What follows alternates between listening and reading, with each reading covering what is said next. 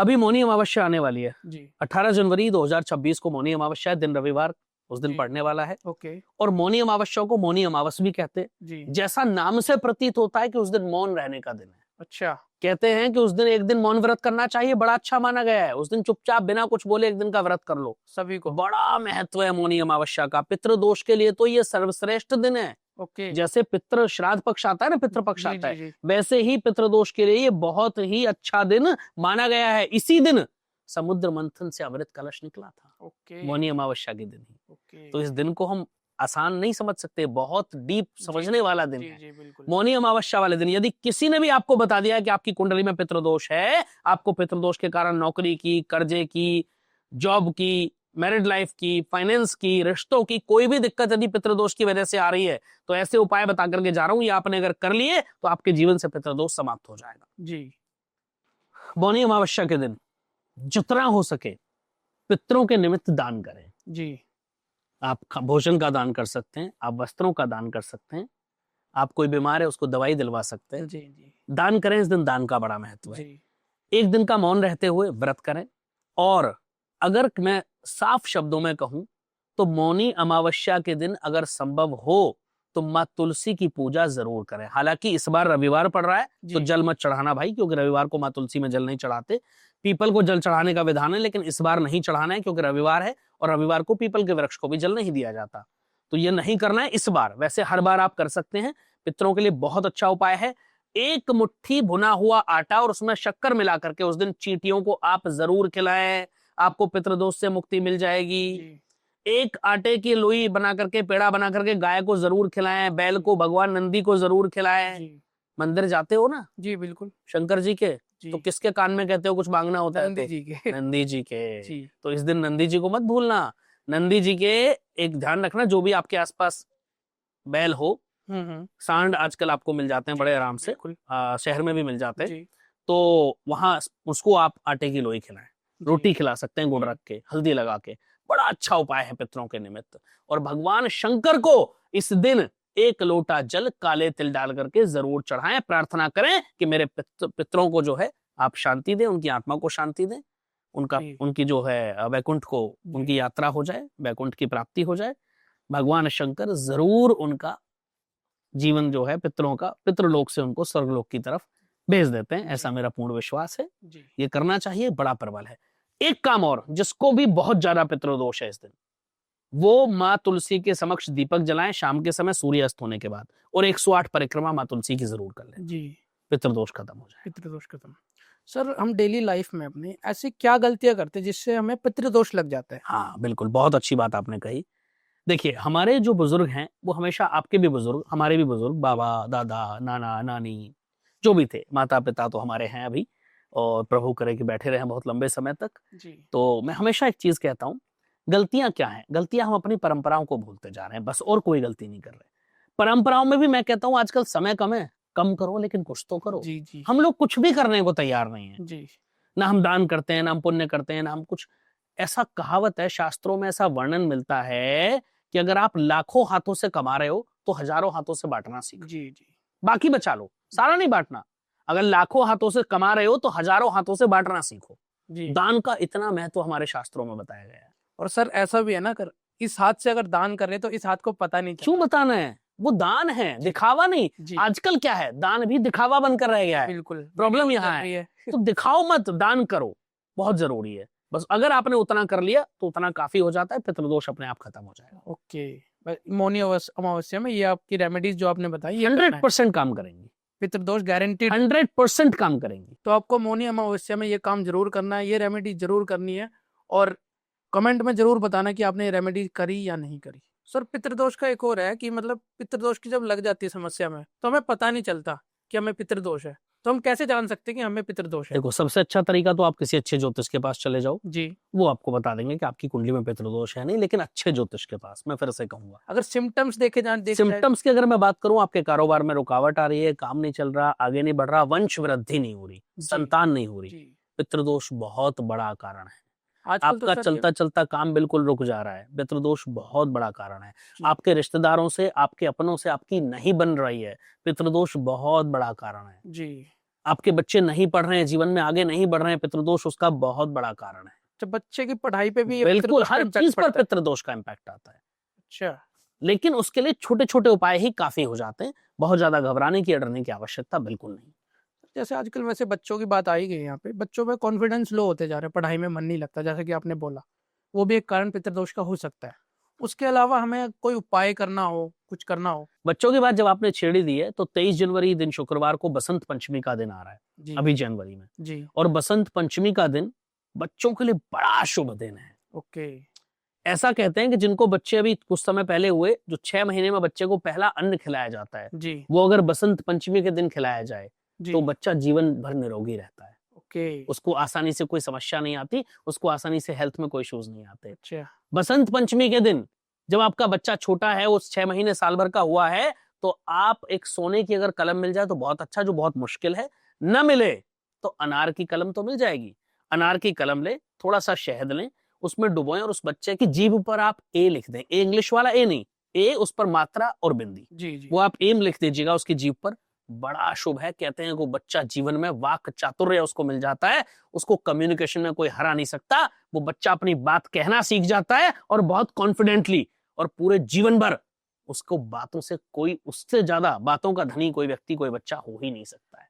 उसका करा। कभी कॉन्फिडेंस लो नहीं होगा। कहो, हर साल भी कर सकते हो ये उपाय। बच्चा बड़ा हो गया तो भी कर सकते हो। आपका बच्चा पढ़ नहीं रहा, उसका पढ़ाई में मन नहीं लग रहा, बसंत पंचमी के दिन अपने बच्चे को लेके जाओ जी और किसी गरीब बच्चे के यहाँ जाओ, जो बच्चे पढ़ते हैं, गरीब हैं, जी और उसको, उस बच्चे के, अपने बच्चे के हाथ से कुछ सामग्री पढ़ने की दान करवा दो। जी जी। वो ज्योमेट्री हो सकती है, पेंसिल हो सकती है, इरेजर हो सकती है, कोई भी स्टेशनरी का जी, सामान हो सकता है, बुक्स हो सकती है, नोटबुक्स हो सकती हैं, जी जी जो भी आपका मन करे वो बच्चे के हाथ से दान करवाओ जी। बसंत पंचमी के दिन। बड़ा शुभ है। आपका बच्चा पढ़ाई में अच्छा करना शुरू कर देगा, निश्चित रूप से मां सरस्वती का साक्षात आशीर्वाद उसको मिल जाएगा। जी। इस दिन हो सके तो बसंत पंचमी के दिन अपने बच्चों को पीले वस्त्र पहनाएं, हाँ जी। बहुत शुभ माना गया है।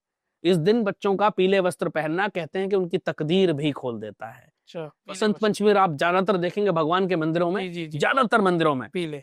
भगवान भी उस दिन पीतांबर ही धारण करते हैं, भगवान को भी पीले वस्त्र ही धारण कराए जाते हैं। तो सर जरूरी नहीं है ना बच्चों को ही पहनाना, खुद भी धारण सभी करना चाहिए सब पहन सकते हैं। बहुत शुभता का प्रतीक है ये रंग। जी आप पहनिए, देखिए आपके जीवन में निश्चित रूप से बदलाव आएंगे। जी जी जी। इस दिन अपने बच्चे के हाथ से आप मीठे चावल या खीर का भोग मां सरस्वती को लगवाएं। आप खुद भी लगा सकते हैं जी और वो प्रसाद के रूप में अपने बच्चे को खिलाएं। जी आपके बच्चे का ज्ञान बढ़ेगा, उसका कंसंट्रेशन बढ़ेगा, उसका कॉन्फिडेंस बढ़ेगा, जी उसका पढ़ाई में मन लगना शुरू जी, होगा। आप देखिए वो बच्चा तरक्की करेगा। जी ये हर साल क्यों नहीं करते हम? ये छोटी छोटी चीजें अगर करना शुरू कर दें, विश्वास कीजिएगा आपके बच्चे का जीवन बदल जाएगा। जी मां सरस्वती को आपका बच्चा हर बुधवार पीले फूल अर्पण करना शुरू कर दे, जी। आप देखो कि आपके बच्चे का पढ़ाई में कैसे मन नहीं लगता। ये छोटी छोटी चीजें भी अगर संदीप हम कर लें तो हम अपने बच्चों के जीवन को संवार सकते हैं। सर जैसे कोई बच्चा ना एग्जाम की तैयारी कर रहा है, गवर्नमेंट जॉब की हो सकती है, किसी भी चीज की हो सकती है, तो वो भी बसंत पंचमी में कोई उपाय कर सकता है? बिल्कुल कर सकता है भाई। बसंत पंचमी का दिन किसी भी कार्य के लिए एक तो बड़ा शुभ माना गया है। जी गृह प्रवेश हो, कुछ भी हो, शादियां हो, इस दिन बड़ा शुभ दिन माना जी। जाता है बसंत पंचमी का। और जो लोग स्पेशली एग्जाम की तैयारी कर रहे हैं, वो इस दिन माँ सरस्वती की आराधना करें, उनके साथ साथ गणपति जी की आराधना करें जरूर, और माँ सरस्वती को पीले फूल अर्पण करें। माँ सरस्वती से प्रार्थना करें कि हमारे जीवन में जो भी रुकावटें आ रही हैं हमें ज्ञान दें। जी। माँ सरस्वती ज्ञान की देवी है, कंठ की देवी है, वाणी की देवी है। जिसको ज्ञान, कंठ और वाणी मिल गई, उसको जीवन में कौन ही हरा सकता है? जी, संगीत बिल्कुल। कोई नहीं हरा सकता है भाई। बिल्कुल सर बिल्कुल। ये अगर करेंगे तो निश्चित रूप से सफलता मिलेगी। माँ सरस्वती ज्ञान का आशीर्वाद उनको अवश्य देंगी। जी जी। सर जैसा आपने बताया इस दिन जो वो आपने कलम से कुछ बताया एम करने के लिए, ऐसे ही सर बच्चों को ना आजकल बोलने में इशू आ रहा है। जैसे छोटे बच्चे हैं लेट बोलना शुरू करते हाँ, हैं। ऑटिज्म बढ़ता जा रहा है, एडीएचडी बढ़ता जा रहा है, जी। बोलने की समस्या बढ़ रही है, कम्युनिकेशन। उसके लिए मैंने कई जगह एक उपाय बताया, मैं फिर से एक उपाय रिपीट कर देता हूँ, बड़ा अच्छा उपाय है वो। जी एक तो तुलसी का पत्ता अपने बच्चे को जरूर खिलाएं, एक पत्ता जरूर दिन में प्रयास करें कि जरूर खिलाएं। डेली। हाँ, डेली खिलाएं, बहुत जल्दी बच्चे की स्पीच सुधर जाती है। सर संडे को अवॉइड करते जैसे नहीं, पहले ही आप तोड़कर रख सकते हैं, अच्छा कोई प्रॉब्लम। संडे को मत छूइए माँ जी, तुलसी जी। को, संडे को नहीं छू सकते, ग्रहण में नहीं छू सकते, और भी बहुत सारे दिन होते हैं जब माँ तुलसी को जी। नहीं छुआ जाता। उस दिन आप पहले ही तोड़कर रख लीजिए। जी। तुलसी का पत्ता खराब नहीं होता इतनी जल्दी, फ्रिज में रख सकते हो धो जी, करके। वो एक पत्ता आप बच्चे को जरूर खिलाएं रोजाना। दूसरा, आप अपने घर में एक दक्षिणावर्ती शंख ले आए। जी उसमें रात को पानी भर के रखें, सुबह बच्चे को पिला दें पूजा के बाद, सुबह फिर भर के रखें, शाम को पिला दें। आप जी देखिए कुछ ही महीनों में आपके बच्चे की स्पीच क्लियर होनी शुरू हो जाएगी, जी जी उसके थॉट्स क्लियर होने शुरू हो जी। जाएंगे, उसकी बोलने की स्टाइल, उसकी बोलने की कला, उसका हकलाना, उसका तुतलाना सब दूर होना अच्छा, शुरू हो हकलाना तुतलाना 100% काम करता है ये उपाय। आप कीजिए, साल भर के अंदर ये करना पड़ेगा। जी कोई सोचे 2 दिन में जादू हो जाए जी तो नहीं जी होगा जी। भाई। साल भर आप ये उपाय करो, आपको डिफरेंस खुद दिखेगा। मैं दावे के साथ कहता हूँ दिखेगा। वैसे तो सर प्यारे लगते हैं बच्चे बोलते हुए मेरी लेकिन बेटी है। लेकिन अब वो जीवन भर तुतला कर बोले जी तो वो जी प्यारे नहीं प्यारे लगेंगे, फिर नहीं उनके लगते। लिए वो जीवन प्रॉब्लम हो जाएगी। हाँ जी, ये तो बात उनके लिए हमें प्रॉब्लम क्रिएट जी करनी जी है। जी तो तुलसी का पत्ता ये प्रॉब्लम सारी सॉल्व कर सकता है। बिल्कुल कर और सकता है। जो शंख आपने बताया, हाँ, केवल वो शंख का जल। सर जैसे अभी आपने ना मौनी अमावस्या में दान का बताया, और वसंत पंचमी में भी बताया कि स्टूडेंट्स से ज्योमेट्री वगैरह स्टेशनरी का सामान की दान बिल्कुल करवा। बिल्कुल। तो हमारे ज्योतिष के हिसाब से दान का क्या महत्व है? दान का महत्व हर धर्म में है, केवल ज्योतिष के हिसाब से नहीं। जी ये तो शास्त्रों में कहा गया है कि लाखों हाथों से कमाओ और हजारों हाथों से बांटो। जी और जो आप दान देते हैं वो कई गुना आपको मिलता है वापस, जी ये ध्यान रखें। लेकिन दान क्या, मैं कई बार ये कहता रहा हूं, लगभग सैकड़ों जगह मैंने ये बात कही है। दान वो है जो किसी ऐसे व्यक्ति को दिया जाए जिसको जरूरत है। जी आप अगर मुझे आटे का कट्टा दान देते तो मुझे नहीं लगता वो दान है, जी क्योंकि मुझे आवश्यकता नहीं है, जी मैं सक्षम हूं, मैं खरीद सकता हूँ। लेकिन एक व्यक्ति जिसके घर में चूल्हा ना जला हो, जी उसको अगर दान दिया जाए तो बड़ा अच्छा है। जी मैं हमेशा कहता हूँ, भी दीपावली गई है कुछ दिन पहले, ऐसे और भी त्योहार आते रहते हैं। मैं सभी दर्शकों से कहना चाहता हूँ, आप त्योहार में खूब लाइट खरीदो, खूब सब कुछ खरीदो, बड़े बड़े शोरूम पे जाओ, स्टोर्स पे जाओ, मॉल्स पे जाओ। किसी के विरुद्ध में नहीं हूँ, लेकिन कभी कभी किसी गरीब ठेली वाले से भी खरीद लिया करो। जी जी बिल्कुल। कहते हैं कि भगवान भी बिक जाते हैं मिट्टी के बनकर बाजार में, ताकि गरीब के बच्चे भी रोटी खा सकें त्योहार में। जी बिल्कुल। जब भगवान मिट्टी के बनकर के बिक सकते हैं, तो कभी कभी ना वहां से भी खरीदा करो, बड़ा जी अच्छा लगता है। जी कई बार मैं खुद ऐसा करता हूँ, कई बार ज्यादातर ऐसा होता है कि दिन की एक सब्जी मैं किसी ना किसी ठेले से खरीदता हूँ अपने घर की। That's good sir. क्यों, मैं मॉल से भी खरीद सकता हूँ, लेकिन देखिए आपकी वजह से लोग जुड़े हुए हैं आपसे। जी आप अगर खरीदेंगे तो 2 रुपए उसको भी बचेंगे, उसका भी परिवार चलना है, जी जी जी उससे भी कोई ना कोई जुड़ा हुआ है, जी। वो भी किसानों से सब्जी लेकर के आ रहा है, उनका भी परिवार चल रहा है। जी तो आप जिम्मेदारी निभाइए समाज के प्रति अपनी। सबसे पहले तो ये शुरू करो। दूसरा, दान हमेशा उसको जिसके पास ना हो।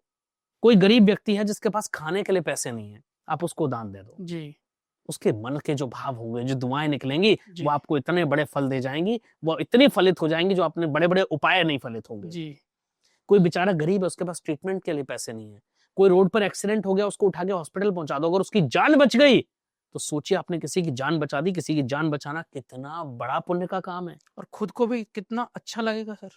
किसी को रक्त की, ब्लड की जरूरत है, और आपके ब्लड देने से उसकी जान बच गई, आप जी सोचिए इतना अच्छा लगता है। आप करके देखो, जी जी 6 महीने साल भर में एक बार ब्लड डोनेट करना चाहिए भाई। बहुत अभी एक और पर्व आने वाला है जो बहुत महत्वपूर्ण पर्व है सनातन का, वो है मकर संक्रांति। ओके 14 जनवरी को है मकर जी जी संक्रांति जी 2026। और इस दिन मकर संक्रांति क्यों बोलते हैं वो भी बता देता हूँ। इस दिन सूर्यदेव धनु राशि से निकलकर मकर राशि में आते हैं, जी लगभग 1 महीने तक मकर राशि में रहेंगे। ओके तो मकर संक्रांति पर तो दान का बहुत महत्व है। इस जी दिन श्रम दान, ज्ञान दान, विद्या दान, रक्तदान, जी अन्नदान, जी कपड़ा दान, ये जी इन सब दानों का बड़ा महत्व शास्त्रों में बताया गया है। ओके जैसे आपका बजट है, जैसी आपकी श्रद्धा है, वैसा करो, लेकिन जरूर करो। जी कोई व्यक्ति ठंड से सिकुड़ रहा है, सर्दियां आने वाली हैं, आप उसको कंबल या कोई कपड़े दान दे दो, जी सोचिए उसका जीवन बच जाएगा।